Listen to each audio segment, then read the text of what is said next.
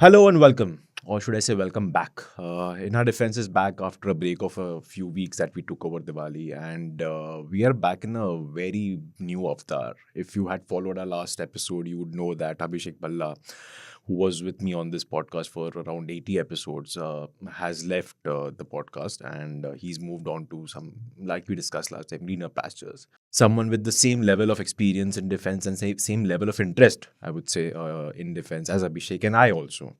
And that person is Shiv Aroor. Hello, Shiv. Welcome to this Thanks, Dave. podcast. I'm the replacement for Balla, and I've been watching your podcast as Okay. well. So good to be here. Thank you. So, welcome. Shiv has an experience of around 20 years, I think, covering defense. Covering defense, yeah. Covering defense. You started off in print, if I'm not wrong. Yeah.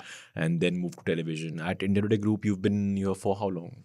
Well, some would say too long, but about 16 and a half years now. Wow, that's Yeah. quite a lot. That's quite a lot. So before we begin and before we discuss matters of defense, tell us a bit what made you cover defense, or was it just like, as it happened in the older days, the editor decided कि तुम ये cover करोगे, and that's just how it began, or was it your personal interest in this? Yeah. So when I started covering defense, it was not because I wanted it. I was actually like most people who get into journalism, at least in that generation, I wanted to do politics because for new journalists in India, it's like, at that time at least, it was, if you're not covering politics, what are you covering, right?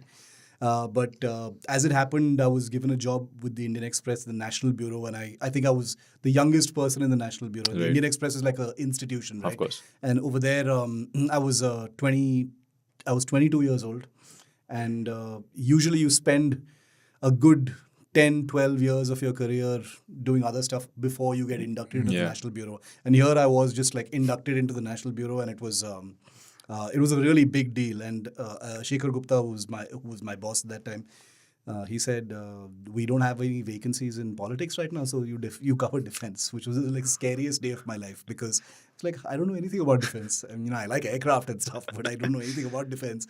But he said, "No, you got to do it." So that was my entry into defense, and like I said, that was 2004. So next year will be 20 years since I took that decision. Wow, nice. And we hope to get whatever you learned over those 20 years onto this podcast, because the idea of this podcast is to, kind of break through the noise and bring you the nuances, because Yeah. matters of defense are not black and white. You have subtleties, you have nuances that need to be really explained, and that is what we aim to do. That is what we've been doing for the past 8 years. I hope so, actually. Our listeners. No, I'm and, glad you said that readers. because there's very little about defense that's black and white. Exactly. Especially in the world we live in right now, where you've got three major conflicts Yes. in different parts of the world. So there's very little good and bad, black and white.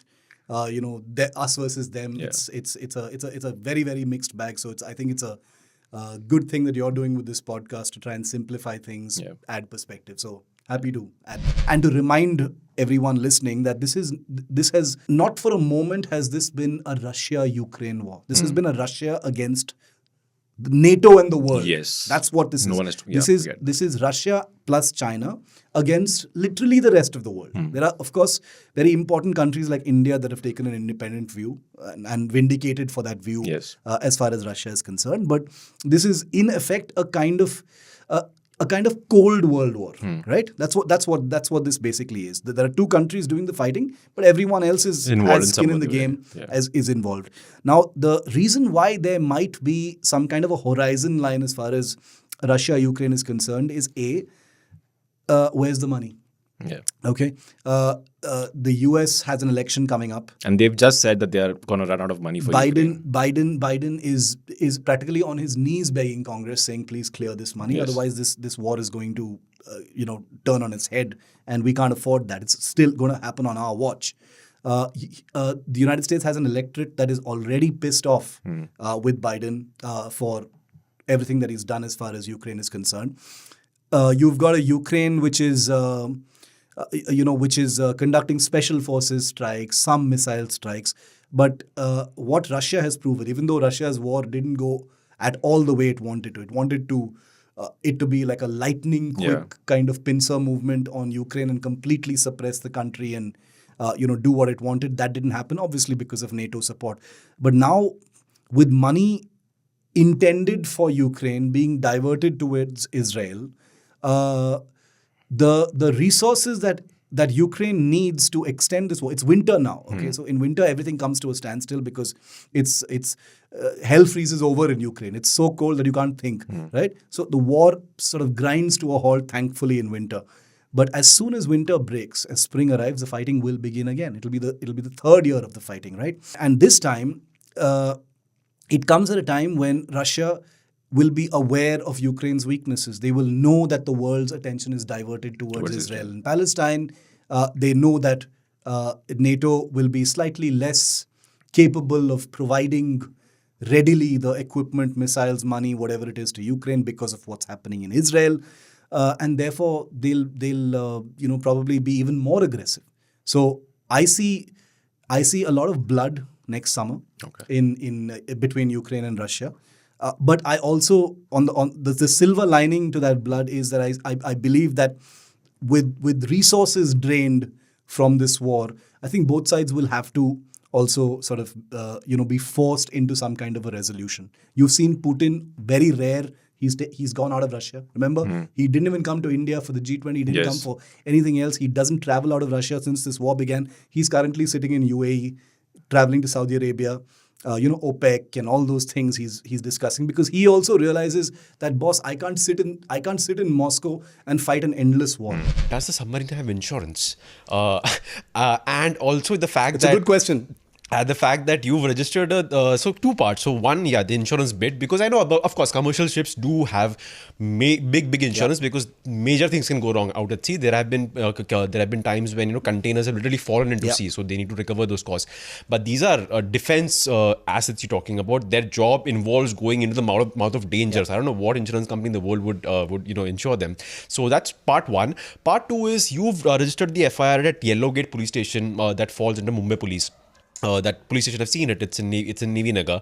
The Navy obviously will do its own code of inquiry and will have its own proceedings. But who at the end of the day, when it comes to naval vessels versus commercial vessels, who at the end of the day decides the blame? Because if the Navy is doing the inquiry, isn't that conflict of interest? You might say that, we'll be very strict with our officers, but you are ultimately investigating your own team for the lapses that they may have done. But the actual accident in question, who determines, this boat was the one at fault? And especially in something like this, when it's a small fishing boat, it's not a major behemoth of a cargo ship that has like a company and lawyers and, they can approach firms and you can have some sort of international litigation that happens in the Singapore court. This is something that's happened off the coast of India, involves your Navy submarine and one small fishing boat. So who investigates in this one case? Those two questions. Very good question. There are two separate investigations that are taking place right now. Let's be very clear. The FIR that has been lodged by the Navy is because the collision took place with a civilian vessel, which was a fishing boat. And the fact that 2 people have died and damage has been sustained by the submarine, which is a public asset. Therefore, it becomes a civilian case. The police will have registered the FIR. If the law take its course in terms of whether the person who owns the fishing boat pursues it legally, it could go to court. And ultimately, courts have jurisdiction on these things. But it gets a little complicated. And the conflict of interest question that you asked is also pertinent, except that the Navy's Board of Inquiry is not empowered to assign blame on the fishing boat here. Right. Okay. Let me correct that and fine tune that a little bit more. The Navy's Board of Inquiry is empowered to provide a overall picture as to who was at fault, but it is not empowered to assign damages to anybody else apart from the Navy crew itself. It cannot do that. That's point number one. Point number two: the entire onus of a board of inquiry is to look at only the naval aspects of it. Obviously, what happened with the fishing boat, what the fishing boat did, etc., will be part of the testimony that will be brought into the board of inquiry. But ultimately, the entire terms of reference of a board of inquiry is to basically investigate what happened, collect all summary of evidence, probe all details of what may have happened, technical, hearsay, testimony, etc., and then come to a conclusion as to what action needs to be taken. Should no action be taken because nothing could have been done? They're not at fault. Should action be taken in an administrative manner, which is dock pay or loss of seniority, or you can't command a ship again? Many things could be disciplinary action, which is you lose some promotions, you get dismissed from service. There are a whole range of punishments that can take place against officers and sailors in a case like that. So that's the difference between a board of inquiry and a civil suit. So if this continues to court, which it might well do, then a court will decide. The question you asked about insurance is a very interesting one. Now, since military ships are literally instruments of war, they don't have general insurance, okay, because they literally go into harm's way, carrying enormous amounts of fuel and weapons and bombs and explosives, etc. So no general insurance company is going to say, yes, okay, fine, please pay this premium and we will insure your submarine or your destroyer. It doesn't work like that. However, the reason why it's a good question is because let's take again the example of the INS Karanj, which is a Scorpion class submarine. It's built here in India, in Mumbai, at Mazagon Docks Limited. It's a French submarine where the technology was licensed to India in 2007 as part of a Scorpion deal, and under which India set up a huge submarine production line in Mumbai, at Mazagon Docks, where 6 of these submarines have been built. Under the terms of the license agreement and the production agreement, I'm not aware of the details, but I'm sure that there are certain parts, certain systems, certain technologies in the submarine, maybe even certain structural parts, which carry a warranty, which carry an original equipment manufacturer's warranty, or with a supplier, or with individual companies in India who have supplied those pieces. There may be individual warranties of different kinds. But if you're asking about, whether there's someone can go to Oriental Bank of Commerce and say, I've banged my Alto into an auto, and please give me my $16,000. It doesn't work like that. This tweet comes and I tend to wonder why. It's as though you're getting a very sort of a live view into how the global arms negotiation and sales pitches work, Oh, we have a precedent going over there. Let's create some noise in the media because we are pretty sure this will be picked up by the right channels here and there. Like we're discussing on this podcast, for example. Correct, yeah. There will be some noise about it, even though India might not be looking to discuss this during Putin's visit, but this will at least at some point put this on the minds of officials of the Air Force, or maybe the Indian Foreign Ministry, Defense Ministry, etc., etc. What do you make of what's happening with this tweet thread? It's a little perplexing. Yeah, Sputnik, which is all Russian media are basically state media, arms of the Russian government, and therefore and it isn't just Sputnik. There are other Russian outlets which have proposed this idea that the Sukhoi Su-57 fifth generation fighter aircraft is something that India should consider for its air force. The reason why this is perplexing me and perplexing a lot of others is there are multiple reasons, and let's go through all of them one by one. Number one, the Su-57 is basically Russia's latest operational fighter. It's a fifth generation fighter. There are about 30 odd that are currently in service, and there are many more that are on order by the Russian Air Force. Not many may remember, many people I'm sure know, but not many people remember that the Indian government and HAL was actually part of this program many years ago. So HAL had a partnership with Sukhoi, Sukhoi's mother company actually, called United Aircraft Corporation, UAC. Way back in 2007, they had actually formed a joint venture. India and Russia were partners in the aircraft that became the Su-57. And under the terms of that agreement, Russia would develop what became the Su-57 now. And a derivative of that would be built under a partnership between India and Russia, which India called, in a very anodyne way, the FGFA, fifth generation fighter aircraft.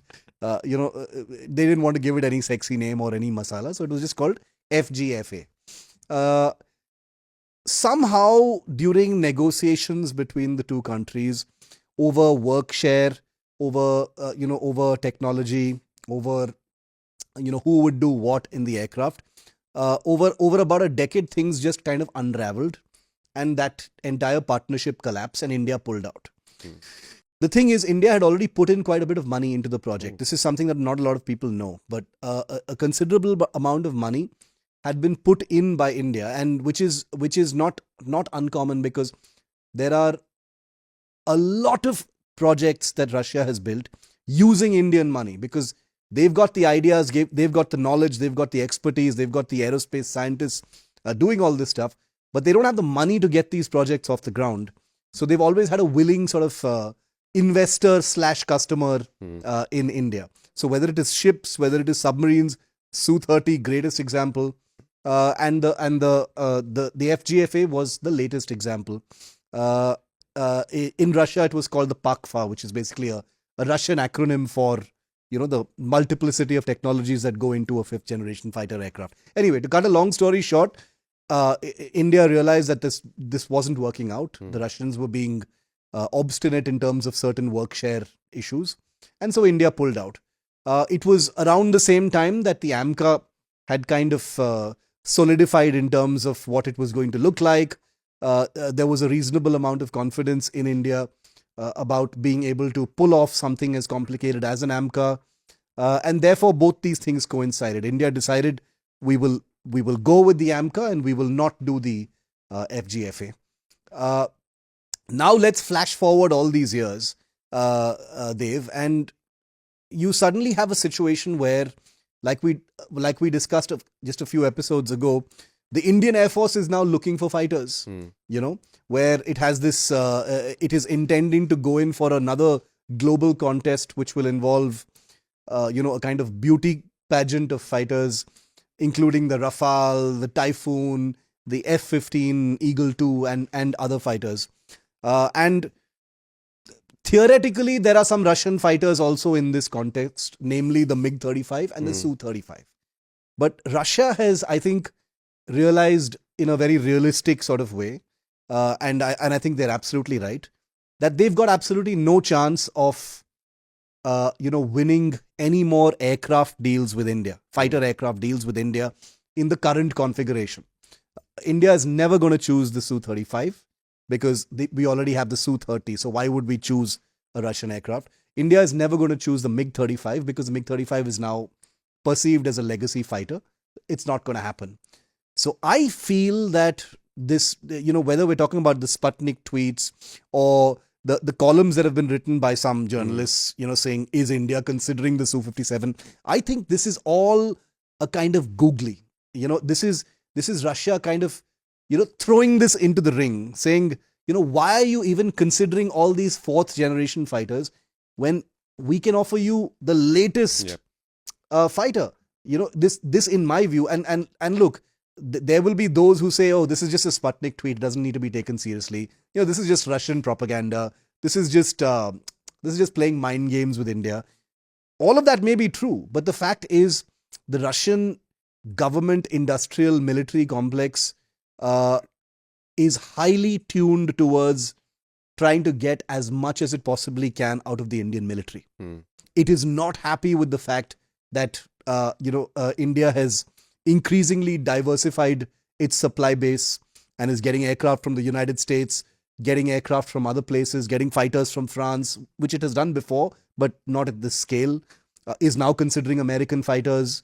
And it doesn't like that. And it feels that what was once its domain, and once it's something that it controlled, it has lost its grip on that. And it knows that it cannot win India's delight or confidence with a MiG-35 and a Su-35, which are your, bread and butter fighters now. So they're trying to sex things up now by kind of floating this balloon of the Su-57. This appears to be Russia saying, look, we know that you pulled out of the partnership way back in the 2010s because, our work share agreement didn't work out, etc. But now look, the fighter is ready. Now we're not talking about partnership, etc. Now we're saying the fighter is ready. The Russian Air Force is inducting it. They have flown missions in the Ukraine war. You can see them having, notching up their combat hours.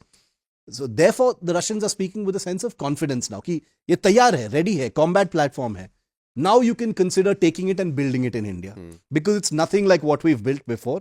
This is the next generation. So that's what I think the Russians are doing. It's a kind of googly. I would call it a googly. They are doing it through Sputnik and some prominent columnists comparing it with the F-35, saying there are no other operational fighters available to India except the F-35. All very cleverly done because it is designed to trigger chatter. They certainly have hooked us because we're doing an entire episode on it because it's fun to talk about. But obviously on this episode, we will be very realistic about the chances of something like this happening. So this is Russia basically saying, we're not going to win another fighter aircraft contract unless we change the game a little bit and be a little aggressive. And I think this is what that is. I just was wondering how difficult is it going to be for HAL to step into this new world? Because if you look at India's aviation development, manufacturing, sort of the system, or rather the entire field, it's very confusing. You mentioned the alphabet soup of different agencies involved. That kind of struck me when I was kind of, reading up about this. And like you said at the beginning of this episode, that not all of this is HAL's own doing or officials at the HAL's own doing. Because you have a multitude of agencies responsible for different parts of, let's say, a fighter jet, right? Like you said, with the Tejas, you had DRDO's ADA responsible for some of the design. The Indian indigenous Kaveri jet engine that never kind of, saw light of day. That was some other agency altogether once again. Then you had obviously HAL playing its role. So where I'm getting at is that you have all these different agencies. Obviously, all of them are under government control. So you can argue that but sabka boss to ek hi hai, sabka malik to ek hi hai. But my question then is, these agencies have their own priorities. They have their own budgetary constraints. They have their own schedules, goals, etc. to meet. So if you as a country want to be developing, let's say an AMCA, if you as a country want to be developing a fighter jet, wouldn't it make sense for one company to be there and be like, I'm gonna look over everything, like you would have with, say, Boeing or Lockheed Martin in the US, or perhaps, Tata's, if their aviation wing can be like, we will manage everything, we'll give you a fighter jet at the end of the day. That, do you think is going to be a challenge for HAL as it steps up into the new world? So look, I don't personally think, Dev, that, having a whole bunch of labs or alphabet soup, as I called it, I don't necessarily think it's a bad thing. What is bad is the huge amount of overlap and multiple labs doing similar research, multiple laboratories and entities producing similar things. You'll have 5 different labs producing drones of a comparable capability. You'll have a whole bunch of labs producing similar electronics.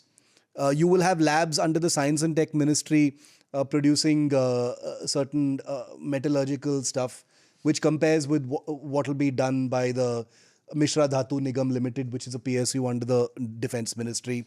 So I think the order of the day is slightly more macroscopic. Someone needs to look at, from a military perspective, look at all these disparate labs. It has happened in some measure. What I'm saying is not some revolutionary idea, but I'm saying it needs to happen with a far greater degree of ruthlessness. We are ultimately a socialist-minded company. Which thinks of all these big companies as, oh my God, if we rationalize these companies, what will happen to all these employees? I don't think it is cruel to say that the intent of a company like HAL is not to employ thousands of people, but to produce amazing aircraft for India's warfighters. That is the purpose of a company like HAL. It is not meant to be, a net employer of so many people. I mean, if it needs that many people to produce those aircraft in the correct way, then that's absolutely fine. There's nothing wrong with that. But I think the country has gotten used to having bloated government-owned corporations that aren't doing the job that they're supposed to do, and certainly not doing it in the right way. So my idea of having these disparate labs is, first of all, cut the fat. You've got to cut the fat. Whether that involves cutting down on literally the size or the assets or spinning off certain structures and assets into profit focused entities that can be controlled either by the government or the private sector or public private. You've got to create laboratories that have underpinnings of accountability. The air chief talked about that, and we're going to come to that, towards the end of this episode. But for far too long, our laboratories have run with a sense of monopoly that they don't really have to compete, and B, that if there are cost and time overruns, things will slide. It's okay. We will, और किसके पास जा सकते हैं? That kind of mentality. That no longer holds because there is the obvious paradox that India has actually ignored self-reliance in favor of being an enormous importer of weapons and weapon systems from from abroad. And that continues to this day. That ignominy of India being the number one importer of military hardware continues to be an albatross around our neck, which is why that vicious cycle.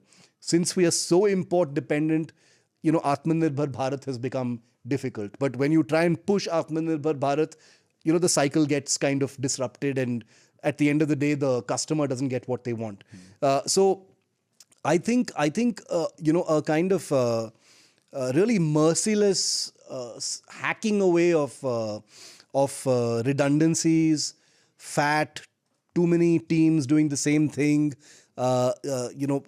teams that may not be laser focused on results and delivery, overlap of teams who are doing the similar thing, lack of clarity in terms of objectives, failure to meet timelines and budgets in terms of delivery, resistance to partnerships with the private sector, resistance to innovating in collaboration with private sector laboratories, etc. All of these things need to be fixed. If at the end of that, once you've fixed all those things, if you have 15 labs building our next aircraft, so be it. Why not? That's perfect. Because an aircraft or a fighter aircraft is a monumentally complicated machine. It is not going to be built by one company. It's not going to be designed by one company. It is going to involve a sort of neural network of capabilities across different companies and agencies. But fix all those companies and agencies first. Yes. They can't all be distracted and bloated and kind of wishy-washy and woolly in terms of what their real core competency is. And without even being an aeronautical expert, I can visit Bengaluru tomorrow and write a 50-word essay on the number of things that are being done similarly between all the agencies there. It's true. This will anger a lot of people, but it's totally true. The backlash will be that, you don't understand the complexity of the different kinds of things that one laboratory does versus another laboratory. If the end result of all this wonderfully unique work that is being done by all these laboratories is the delivery of, top-notch, no bullshit systems, then I will apologize. But until that happens, I think a certain mercilessness needs to be shown. We have gotten used to too much of this socialist alphabet soup of laboratories. Every few years, one committee is formed to rationalize DRDO or to corporatize the Ordnance Factory Board. That finally happened. Yes. In order to kind of bring these guys out of their sort of Nehruvian pipe dream into the kitchen, literally the kitchen, and face the heat. And that's happened in too slow a manner. I think it needs to happen violently. Until that happens, it's going to be business as usual. One of the aspects I wanted to focus on in this episode was the private sector collaboration, because I think this is one of your biggest, if not the biggest, public-private partnership in India when it comes to defense equipment. We've spent, I don't know, God knows how many episodes talking about how the private sector should have been involved decades ago. And, it's just finally sort of happening with Tata kind of getting into it, L&T getting into it. You have Tata manufacturing the Airbuses in Vadodara and stuff like that. Yeah. how did it happen with Pinaka? Because Pinaka was developed in those very decades where we've complained that nothing happened, right? The thought came about in 80s. We've discussed before the break of how the first sort of not regiments per se, but the first maybe systems kind of came into the army during or about the time the Kargil conflict happened, because there was some use in the conflict as well. So this is that very period, Shiv, where we complain कि कुछ नहीं किया. So how did this collaboration with Tata and L&T happen? And also an aside, I wanted you to explain to us, why do you have two vendors making the same weapon system? What sort of benefit do you get out of it?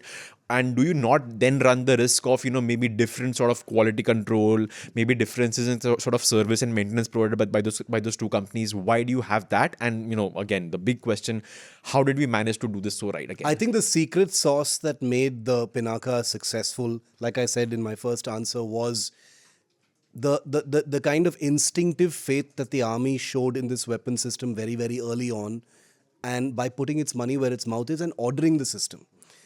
Nothing makes the blood flow like orders. Okay? If orders don't come, there is no cash flow, there is no industrial flow, there is no energy, there is no incentive, there is no there is no mind space to improve a system. Orders are the touchstone, the amrit, the trigger for everything that's good in a system, which is why all languishing weapon system projects will always say, orders to de do, hum improve kar denge. In this system, in this particular case, things actually happened in the reverse. The orders came and then the improvements actually started. Now, how exactly this happened or what was different about it, it may not have been, the whims and fancies of the army, or that the army was in a good mood for the Pinaka and not in a good mood for others. I doubt it was that. It was very likely that the need for such a system was much more strongly felt at that particular point of time, and therefore the army decided, since we can't get anything else apart from this Soviet stuff that we have, let's put some faith in this. It may have come down to a handful of officers who decided, let's show some faith in it, or the leadership at that time. Whatever the case is, those orders infused life at birth for this program. It meant that there was money at hand to improve it, to build it, to deliver it on time. There was incentive to ensure that the army is not pissed off. Very important thing. You don't piss your customer off. There was incentive to use money wisely in order to ensure no cost and time overruns. And we're talking about the DRDO and then the Ordnance Factory Board at this point of time. There was incentive to ensure that private sector partners were ready to build and to meet the demand of the army. Once the army had indicated that we like the system, we're going to order more, can you build it for us? Then you had the Ordnance Factory Board being corporatized.